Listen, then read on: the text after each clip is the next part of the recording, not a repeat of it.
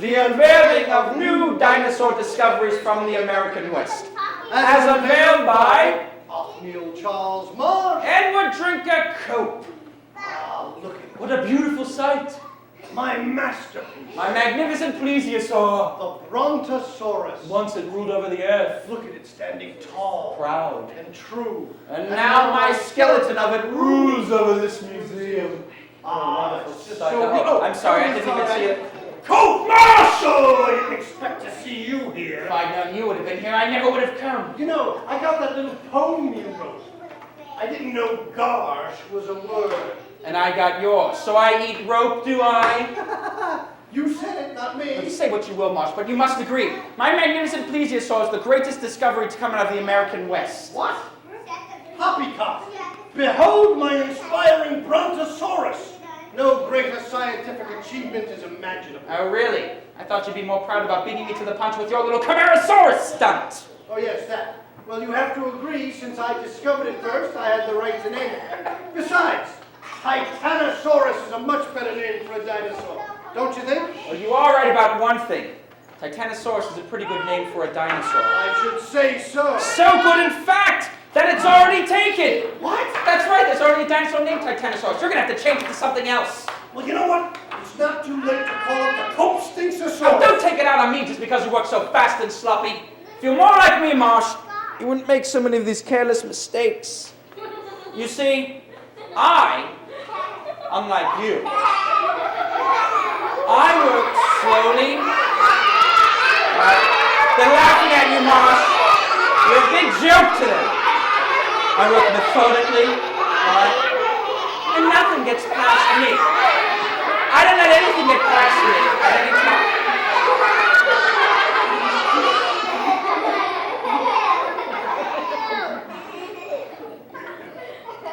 How you doing? I'm fine, thank you. All right, good. As I was saying, this is free advice. You might want to take it. I work slowly and methodically, unlike you. And that is how I was able to extract this piece right here!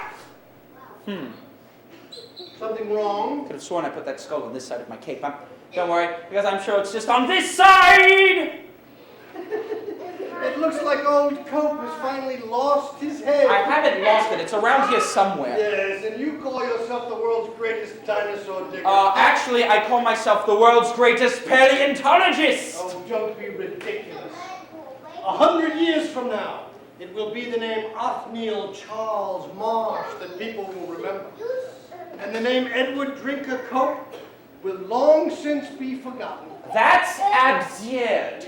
I'm the paleontologist they'll be talking about for years to come. Cope! Marsh! Cope! Marsh! Cope! Cope! Marsh! Got him again. Come I on. love doing that. Well, it's too bad we'll never know which one of us is right. Yes, just like we'll never know where that skull is. Aha! Oh, did you find it? No, never mind. This is something else. Well, what is it? None of your business. Fine, have it your way. It's just something we came across on one of our digs. Look, it's some sort of box-looking object. It even has some writing on it. Oh, look at that. It says time machine.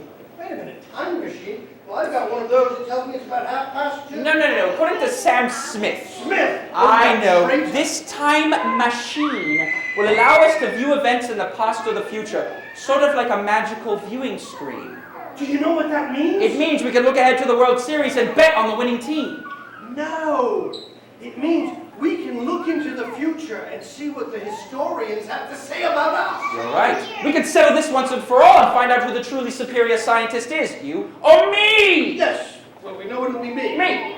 Well, how does this thing work? Okay, according to Smith, we need a bunch of people to make doodly-doodly-doo noises. I press a bunch of buttons and something happens. Will you guys help us? Or do you have to do it like this? Doodly-doodly-doo. Doodly-doodly-doo. Come on. Doodly-doodly-doo. Good. I'm pressing the buttons. Doodly-doodly-doo. So far, nothing. It's making noise! What is it? What? What is that? Othniel Charles Marsh was one of the great paleontologists of the 19th century. I told you! But Wait! his nearness will always be so fast cost him. What? For example, he had to rename his beloved Dinosaurs the Atlantosaurus. Yes, I know. Don't remind me. I know. But that was just one of Marsh's mistakes. What? Putting the Brontosaurus on display before he was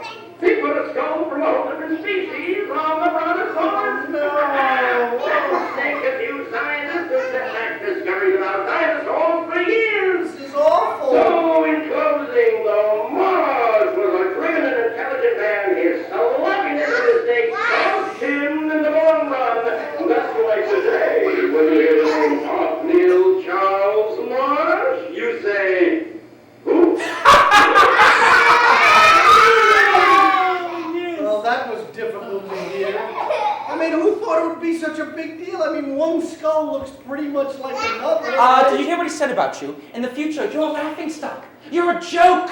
I think the battle's clearly been won and the victory is Cope! Oh, no, I'm not so sure about that. Let's see what he has to say about you. Fine, I have nothing to fear. There's nothing he can say about me that will change my mind about what I already know. Cope beats Marsh. Yes, well, let's see. Can we try the doodly-doos one more Why time? not? All right. Doodly-doodly-doo. Doodly-doodly-doo. He's coming back. Is he coming back? Is he? Who's that? What a strange-looking man. Edward Drinker That's me. could have been a great scientist. He blew it trying to read Mars. What? Oh, don't get me wrong. Cope made some great discoveries, but he made too many careless mistakes. Like what? I'll tell you. Cope gave his dinosaurs complicated Greek names like Stinkus of Mama. And then nobody could spell them right, and everybody got all confused. You know, it could have been a whole lot worse. Worst of all, though, is Cope's huge mistake with a plesiosaur. What about it? Cope had a great head on his shoulders, Yes, but the dinosaur didn't. Cope put the skull of the plesiosaur on the tip of its tail instead of its neck.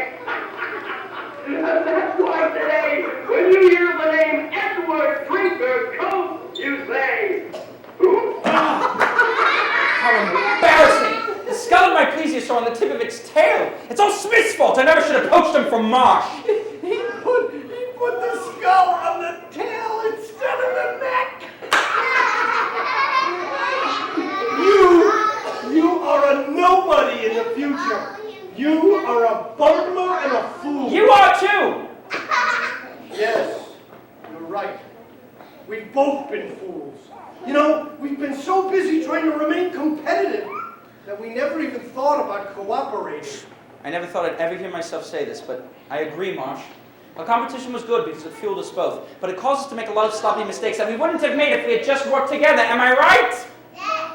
Well, wait, maybe we could start cooperating now. What do you think? Well, I don't know. You saw the future. Maybe it's too late. It may be too late for us, but it's not too late for the dinosaurs. What? What do you mean? All right, listen. Right now, this time machine only allows us to look at things in the past or the future. Right. But you're a good scientist, Oh, yes. and I'm a good scientist, Well, so I'm a good scientist. All right, fine, if you say So perhaps if we work together, cooperate, we can make some adjustments to this time machine that allow us to actually travel through time. Then we could go into the future and find that funny-looking man who said those terrible things about us and punch him in the nose. Okay, first of all, he didn't have a nose. Did not have a nose. He didn't have a nose, you're right. Second of all, that's not going to solve anything. No, We're not going to go forward in time. We're going to go backward in time and warn people and dinosaurs and everyone how important it is to use cooperation to learn things through science.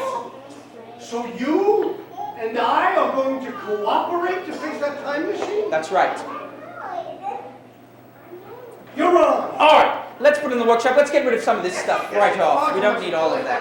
Okay, this can just go immediately. It's just getting in the way. All right, goodbye. Well, we don't need this in a time machine, do we? No, thank you.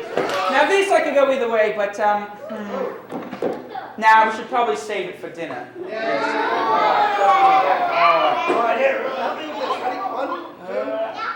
Okay, we're ready to travel through time. We just need a bunch of people to travel through time with us.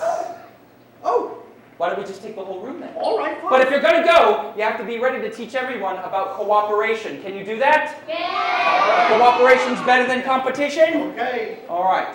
Then what we need is this. We need the doodly-doos one last time. Here we go. Doodly-doodly-doo. Doodly-doodly-doo. Keep going. Doodly-doodly-doo. Doodly-doodly-doo. Millions of years ago, again. Roar. Roar. Roar. Roar. Roar. Roar. Hey, keep it down out there, would you? Some of us are trying to get some sleep here. Sorry, got a little carried away there. I'll say you did. What's all the roaring about anyway? Not much, I'm just glad to be a dinosaur. I was about to get some food to eat. You want to come? No, because I'm afraid I might eat something poisonous. Oh, no. I got an idea. Yeah? Why don't we have a competition? A competition! We both eat as many plants as we can. Yeah? We'll see if one of us drops dead. A competition and we see if one of us drops dead? Yeah. That doesn't sound like such a good idea to me. No. Does anybody got a better idea? What can we do instead of having a competition? Yeah? Work together. We could work together! We could cooperate, yes! Wait a minute, wait a minute. Let me figure this out. Yeah. So you're telling me, if you tell me all the plants you've eaten that Yes. didn't make you sick, Right? I tell you all the plants I've eaten that didn't make me sick. Yes! That's cooperation? That's cooperation! Well, good, then let's do some cooperation. All right, oh! But I wanted to do some science. It's the same thing. Oh, cool! Hey, Okay. thanks a lot for helping us learn about cooperation. Yeah, and for helping us learn it in science, just like in life, you gotta learn from your mistakes. You might have just saved our lives. Yeah. Thanks a lot. Bye. Bye. Bye.